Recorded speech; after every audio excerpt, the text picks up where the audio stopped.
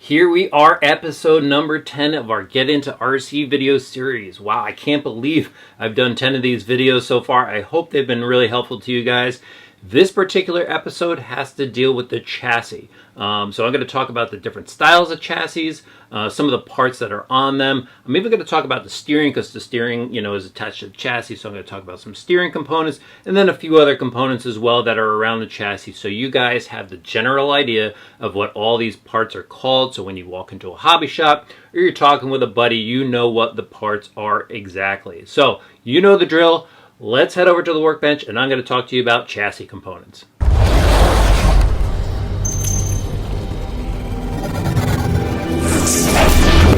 To start off our chassis discussion, we're going to use this Traxxas Slash right here.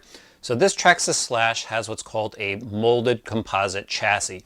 Sometimes it's referred to as a molded plastic chassis. It all depends on the type of material that it is molded from. So this particular one is a molded composite chassis because they have some fibers into the plastic, and that's what makes the difference there. So the other reference is the style of chassis. This style of chassis is a semi-tub, and that is because it has this ridge around the outside. It forms somewhat of a tub-like look to it. And down in the center section here, this is the battery tunnel. This is where the battery sits. Let me just work my way back here. So over here we have the battery mounting boss, and that's just a little clip there with this metal type boss. Right here, this is a battery foam block. We'll give you a little closer look. That's the battery foam block, and you'll see a lot of cars come with this. You put this in to help take up space in the battery tray, depending on the size of your battery. And then back here we have a battery mounting boss. Let me spin this around. Over here, this is a receiver box. So this is where your receiver is housed. A lot of cars have receiver boxes, especially ready-to-runs. And then out here we have some Nerf wings. Now on this Slash we have some skids. So this is the front lower skid, this is the rear lower skid. And down here this gives you a better idea of what a molded chassis looks like from both sides. So we have that. Now up front here, of course, you probably recognize what a bumper looks like. So this is a front bumper. This is a front upper bumper support. And we have the same in the rear. We have a rear bumper here and a upper bumper support. And while I'm on this particular truck, I'm going to show you the body mounts here. So this is the body mount, and then these are body mounting posts. And that pretty much is the same on all types of vehicles. If it has some sort of mounting plate, that is the body mount, and then these are the posts. Next up, we have a chassis plate. Now this is a Team Losi Racing SCTE, and this has what's called an aluminum chassis plate. So as you can see, it's made out of aluminum and it is cut to the right shape. And it is also actually called a stamped aluminum plate. As you can see, there's somewhat of a bevel here on the chassis, and the front has a kick up. And so that is done by a stamping process where it is pressed in a machine to curve the edges. There are other chassis out there that have more of a stamped look to them. They may have a contoured shape. So those are called stamped chassis. Now this is also referred to as a milled chassis plate. As you can see, there are recesses in here that a machine was used to cut out extra material to lighten it. So that's when it's referred to as a machined chassis plate. Now let's just talk about these side guards here. You'll see some cars, A-scale buggies, they have these side guards here. They're actually called mud guards. A lot of people refer to them as mud guards. On this car, it's a side guard because the lower height of it doesn't really make it a mud guard to protect the inside of it, so it is more of a side guard. And then we have the Nerf guards here as well. Now in the center of the chassis, we have these braces here. These are chassis braces, front chassis brace and a rear chassis brace, and that prevents the chassis from folding up as it takes some hits and keeps the chassis nice and solid. Now up front here on most chassis that have a plate style, we have a upper front brace, and so that spans from the bulkhead, or in this case the gear case, the top of the gear case, over to the steering cranks, and it's just another form of brace for this part of the chassis. And while I'm here, just to go over it once again, so this is a battery strap on this particular vehicle. These are the battery strap posts. These are the battery blocks, and then this particular chassis has some foam battery pads to help prevent the battery from slapping on the chassis. If you look over here, these are called center diff mounts, and that supports the center diff on a four-wheel drive car. And over here we have a servo mount, and some A scales have full trays here. It is called a radio tray. This particular vehicle has a servo mount. So there, as you can see, there are a lot of different styles, and I'm going to try to cover them all. But that gives you an idea of what this particular car has. So I have these two Tamiya vehicles here because they're great examples of different styles of chassis. So before I had talked about a semi-tub chassis, this is more of a tub style chassis, and that's simply because the sidewalls of the chassis are much higher. All right, now moving over to this is a very unique looking car right here, but this is a great example of a monocoque chassis. So what a monocoque chassis is it really integrates a lot of the car into just the chassis alone. So as you can see here, there's gears integrated into the chassis, the bulkheads are integrated into the chassis, the shock towers are integrated. It's all one piece, and that's why they call it a monocoque. And sometimes there are variations where the suspension parts might be separate from it, but a monocoque is when there are a large number of components built into the chassis. Now we get into some trail truck stuff, and there are quite a few variations of trail truck chassis.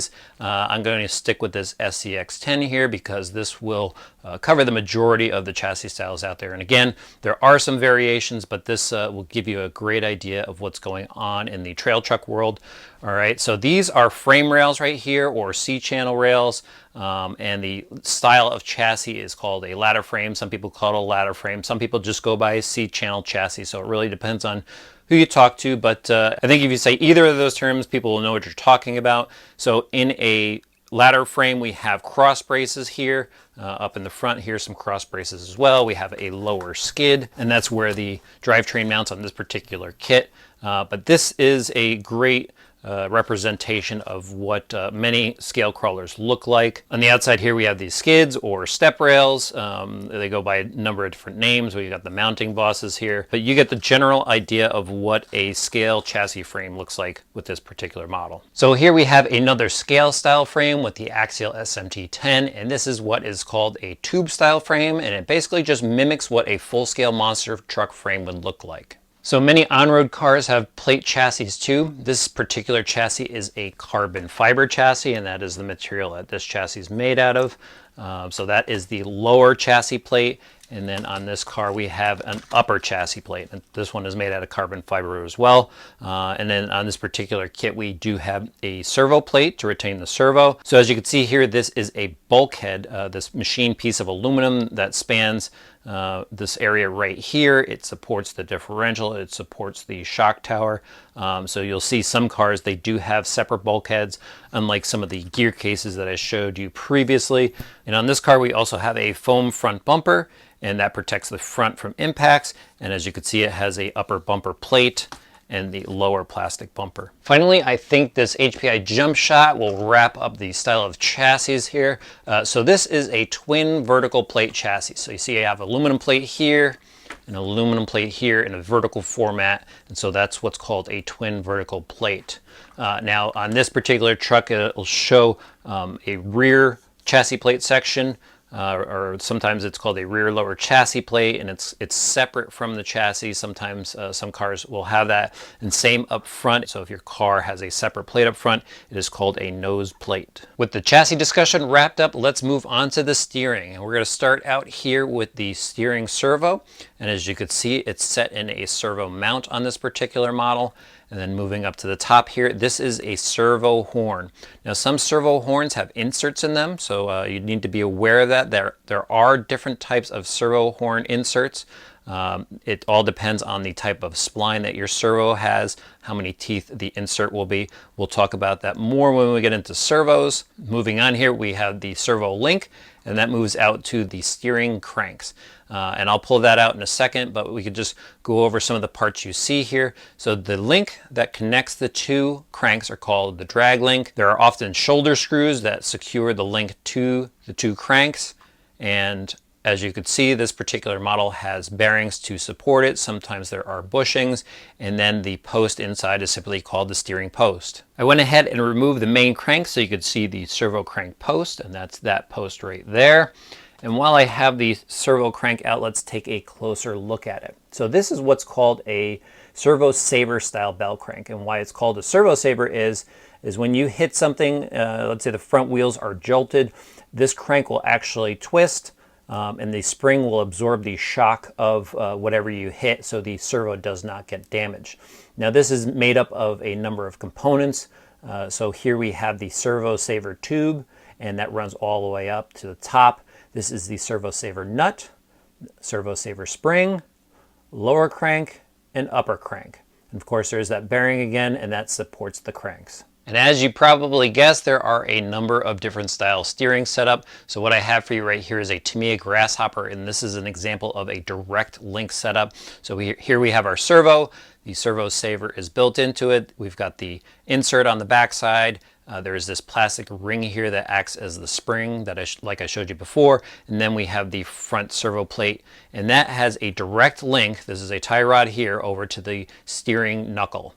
All right, now over here, we have another form of direct link. So here we have our servo horn on the servo, and it is a direct link over to the steering knuckle. And then we have the drag link or the cross link, depending on what type of kit you have. So as you can see, there are a couple different style steering setups, but they mainly follow a direct link style setup or a crank style setup. So that wraps up chassis, steering, and I threw in a couple extra components here and there as well. So I hope that answered any questions that you may had. If there's something that I may have missed that you know about, please throw it in the comment section below. We have a lot of new people watching these videos, and that could really help somebody else out. Once again, thanks for watching, and if you haven't done so yet, please subscribe. We don't want you to miss any of our upcoming Get Into RC videos, or any of our other videos for that matter. And if you need any more RC information, right now, you can head over to rcdriver.com.